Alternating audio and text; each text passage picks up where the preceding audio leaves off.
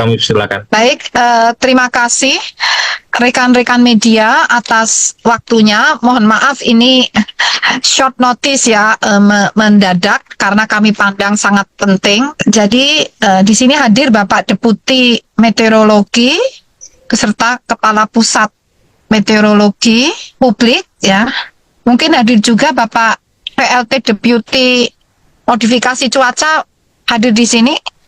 Coba di-invite juga.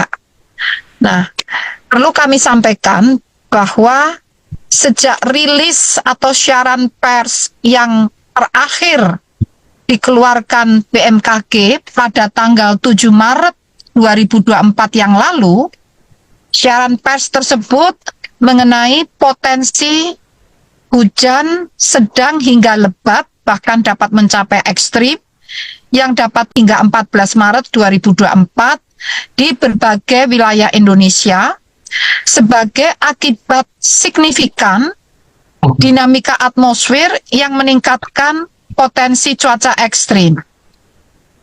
BMKG telah mencatat adanya hujan dengan intensitas lebat hingga ekstrim di sejumlah wilayah Indonesia sejak tanggal 8 hingga 14 Maret.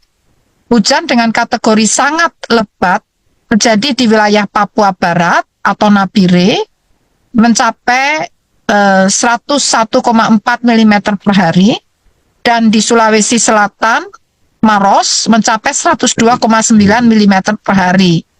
Sementara itu hujan dengan kategori ekstrim terjadi di Nusa Tenggara Timur yaitu Kupang mencapai 156,8 mm per hari. Dan di Jawa Tengah, Semarang melompat, ini jauh di atas ekstrim, yaitu 238 mm per hari. Yang artinya, fakta-fakta tersebut sesuai dengan apa yang disampaikan dalam siaran pers perakiraan cuaca, peringatan dini cuaca ekstrim pada tanggal 7 Maret 2024 yang lalu. Saat ini kami memandang sangat penting untuk mengulang kembali. Jadi memandang sangat penting melihat fakta kenyataan ya. Ternyata benar ekstrim, bahkan ada yang melampaui batasan ekstrim itu 150 mm dalam satu hari. Ini ada yang mencapai 238 mm. Nah, melihat perkembangan situasi tersebut, kami memandang penting untuk mengulang kembali peringatan dini hujan lebat hingga ekstrim, apalagi dengan munculnya dinamika atmosfer. Yang pertama, adanya 3 bibit siklon tropis, yaitu bibit siklon tropis 91S, 94S, barangkali bisa ditayangkan Mas Andri posisinya ada di mana, dan 93P, jadi posisi bibit siklon itu terlihat pada tayangan di layar ya, wilayahnya di mana saja itu. Nah, jadi di situ termonitor di Samudra Hindia Selatan Jawa, juga di Laut Timor dan Laut Australia, menunjukkan pengaruh terhadap wilayah Indonesia di bagian selatan. Berdasarkan analisis tanggal 14 Maret 2024 pukul 7 pagi menunjukkan bahwa bibit siklon tropis 91S, Mas Andri mohon ditunjuk 91S, memiliki kecepatan angin maksimum 30 hingga 35 knots atau 56 hingga 68 km per jam.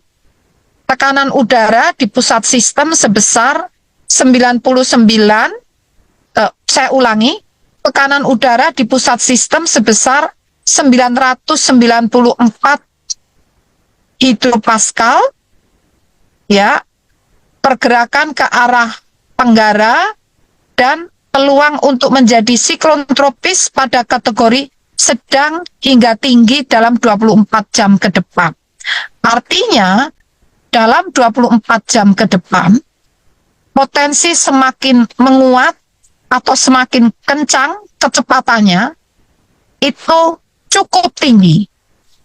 dalam 24 jam ke depan. Dan inilah yang menjadi salah satu kenapa kami harus mengulang peringatan dini ini, mengupdate, karena perlunya kewaspadaan di wilayah sekitar bibit siklon tersebut yang nanti akan kami sebutkan di mana saja wilayah yang harus diwaspadai.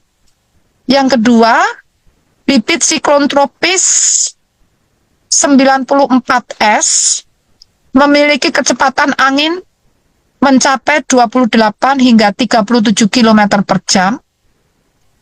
Tekanan udara di pusat sistem sebesar 999,9 hektopascal, gerakan ke arah timur tenggara, dan peluang untuk menjadi siklon tropis pada kategori rendah. Jadi yang 94S itu rendah dalam waktu 24 jam ke depan. Dan yang ketiga, bibit siklon tropis 93P memiliki kecepatan angin maksimum mencapai 37 hingga 46 km per jam, tekanan udara di pusat sistem sebesar 1003 hektopascal, pergerakan ke arah tenggara, dan peluang untuk menjadi siklon tropis. Siklon tropis itu artinya badai tropis, pada kategori rendah dalam waktu 24 jam ke depan. Artinya meskipun rendah, tetapi dampaknya kita rasakan secara tidak langsung. Apalagi yang peluang untuk menjadi badai tropis sedang hingga tinggi atau cukup tinggi dalam 24 jam ke depan, yaitu bibit siklon tropis 91S. Ini ditunjukkan, Mas, itu wilayahnya di mana.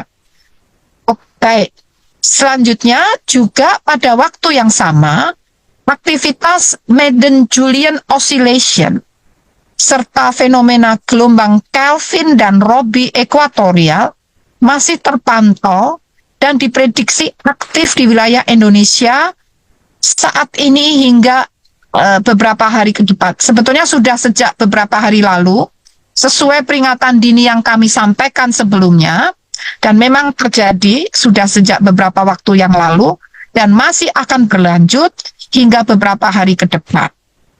Mudahnya, yang disebut Madden-Julian Oscillation dengan bahasa mudah adalah merupakan fenomena di mana kumpulan atau gerombolan awan-awan hujan bergerak berarak-arakan di sepanjang khatulistiwa di samudra berasal dari Samudra Hindia di sebelah timur Afrika, melintasi Samudra Hindia di sepanjang ekuator menuju Samudra Pasifik, tetapi saat ini sedang melintasi wilayah kepulauan Indonesia. Sehingga awan-awan inilah yang berperan penting dalam meningkatnya pembentukan awan-awan hujan atau meningkatnya curah hujan di wilayah Indonesia selain bibit siklon yang ada. Kedua hal tersebut berdampak pada peningkatan curah hujan atau lompatan curah hujan sebagaimana yang telah kami prediksi dan sampaikan kurang lebih minggu lalu ada tanggal 8 Maret 2024. Sehubungan dengan hal tersebut, kondisi cuaca tersebut mengakibatkan terjadinya potensi hujan dengan intensitas sedang hingga lebat yang disertai kilat atau angin kencang di sebagian wilayah Indonesia sampai tanggal 18 Maret. Ya, jadi ini masih akan berlanjut hingga paling tidak hingga 18 Maret. Nanti menjelang 18 Maret kami akan update kembali perkembangan cuacanya.